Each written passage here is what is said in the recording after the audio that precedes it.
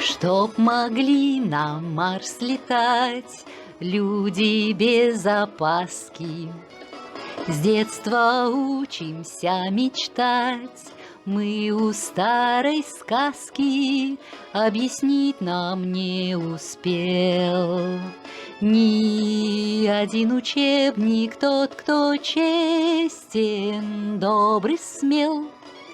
Тот и есть волшебник, ля-ля-ля-ля, ля-ля-ля-ля-ля-ля-ля-ля, ля-ля-ля-ля-ля-ля. Здравствуйте, notre défi continue. Alors, vous savez déjà dire Я люблю, j'aime. Я не люблю, je n'aime pas. Nous avons appris ça récemment.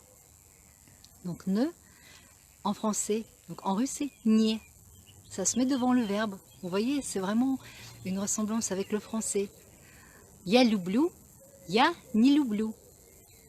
Il y a plein de mots que nous avons dit aussi qui existent en français et en russe. Я люблю театр. Я люблю мой дом. Ça, c'est vous connaissez comme mot. Я люблю солнце. Я не люблю бокс. Я не люблю регби. Я люблю университет, где я училась. Vous voyez, университет, vous avez deviné aussi.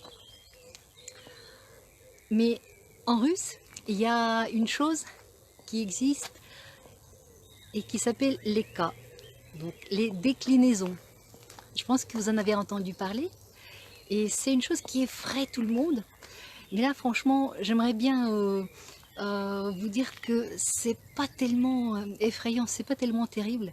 Il faut juste s'y prendre un petit peu à la fois, aller doucement. Il y a la logique dans tout, la grammaire dans toutes les langues, c'est très logique. Il y a des règles, il faut tout simplement les connaître. Et aujourd'hui, je vous dirai une chose qui est liée avec l'accusatif. C'est un des cas russes. Eh bien, я люблю, et si vous dites qu'est-ce que vous aimez ou vous n'aimez pas, là, on a besoin de l'accusatif, justement.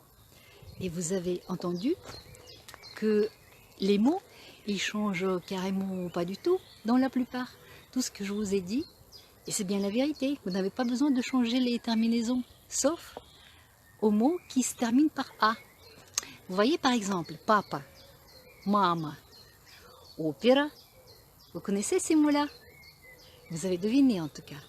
Machina, en russe c'est une voiture. Vous voyez, au moins ces trois mots. Mama, papa, machina. Et alors, ces mots, ils se terminent par A. Et donc, à l'accusatif, ils vont se terminer par OU. C'est très facile quand même. Я люблю папу.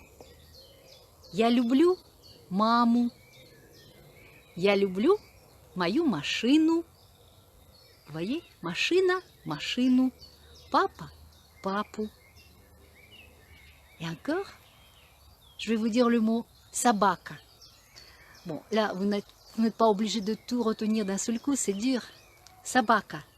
Donc c'est un chien. Sabaka. Vous l'avez vu plusieurs fois, mon petit chien.